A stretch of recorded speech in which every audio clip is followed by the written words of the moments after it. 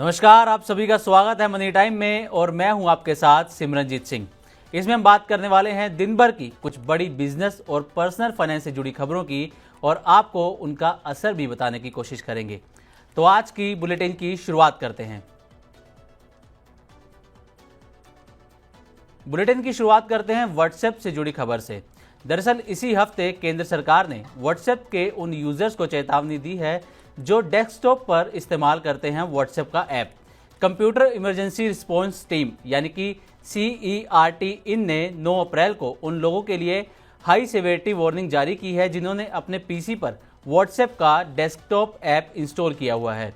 Computer emergency response team ministry of electronics and information technology के तहत आती है। दरअसल हाल ही में सरकार ने व्हाट्सएप में कुछ सुरक्षा खामियां पाई हैं जिसका फायदा उठाकर हैकर्स यूजर्स के प्राइवेट डेटा को चुरा सकते हैं।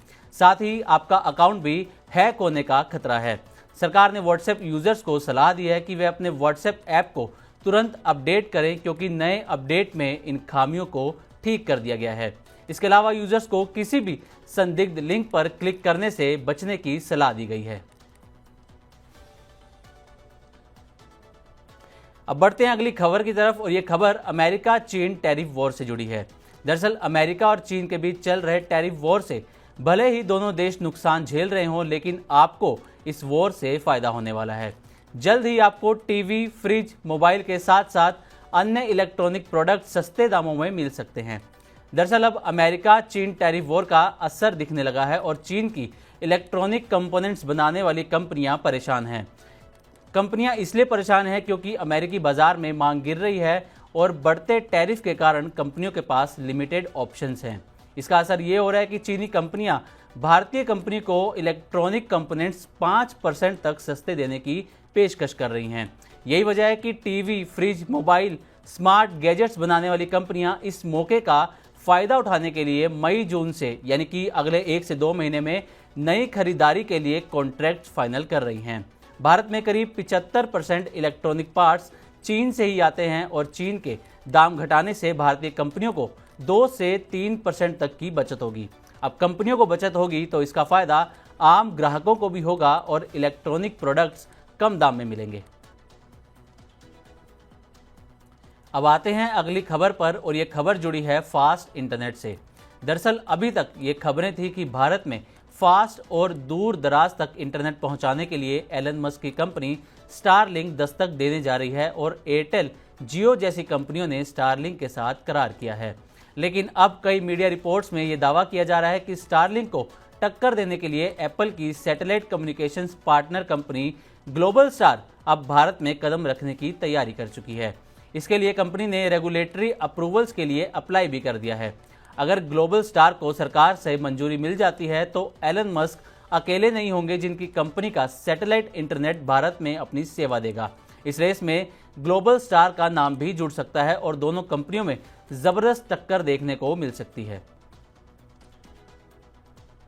अब अगली खबर पर बढ़ते हैं और आपको बताते हैं कि देश की सबसे बड़ी IT company Tata consultancy services यानी कि TCS ने आज 10 अप्रैल को अपने मार्च तिमाही के नतीजे जारी कर दिए हैं। चौथी तिमाही में कंपनी का नेट प्रॉफिट घट गया है। चौथी तिमाही में नेट प्रॉफिट 1.69% घटकर 12,224 करोड़ रुपए रहा है। ऑपरेशनल रेवेन्यू 5.29% बढ़कर 64,480 करोड़ रुपए के आसपास रहा। TCS का कुल एक्सपेंडिचर बढ़कर 49,105 करोड़ रुपए दर्ज किया गया है। वहीं दूसरी तरफ TCS ने फाइनेंशियल ईयर 2025 के लिए 30 रुपये प्रति शेयर के फाइनल अंतरिम डिविडेंड देने की घोषणा की है। कंपनी ने अपने एक्सचेंज फाइलिंग में कहा कि डायरेक्टर्स ने कंपनी के 1 रुपये के प्रत्येक इक्विटी शेयर पर 30 रुपये के फाइनल डिविडेंड देने का ऐलान किया है। इसका भुगतान 30वीं वार्षिक आम बैठक के समापन से 5वें दिन किया जाएगा। अब आते हैं अगली खबर पर। अमेरिकी प्रेसिडेंट डोनाल्ड ट्रंप ने 70 से ज्यादा देशों के लिए टैरिफ को 90 दिन के लिए टाल दिया है, जिसके चलते यूएस के बाजारों में कल दमदार एक्शन देखने को मिला। वहीं जापान का शेयर मार्केट निक्केई 9% से ज्यादा की तेजी लेकर बंद हुआ। अब अनुमान लगाया जा रहा है कि कल यानी 11 अप्रैल को भारतीय बाजार में भी धमाकेदार तेजी देखने को मिल सकती है। लेकिन आपको बता दें कि अमेरिका में मंदी को लेकर दुनिया के 3 बड़े इन्वेस्टमेंट बैंकों ने बड़ी वार्निंग जारी की है। जेपी मॉर्गन चेस के सीईओ जेमी डिमॉन का कहना है कि टैरिफ टलने के बावजूद यूएस में मंदी आने की 60% तक संभावना है। ऐसा इसलिए क्योंकि ट्रंप की तरफ से चीन पर ऊंचे टैरिफ लगाने से डिफॉल्ट होंगे और महंगाई बढ़ेगी। उनका कहना है कि टैरिफ से इकोनॉमी ग्रोथ पर असर होगा और छोटी अवधि में महंगाई भी बढ़ेगी। वहीं सिटी की रिपोर्ट में कहा गया है कि टैरिफ 90 दिन तक टलने के बावजूद यूएस की इकोनॉमी पर असर होगा।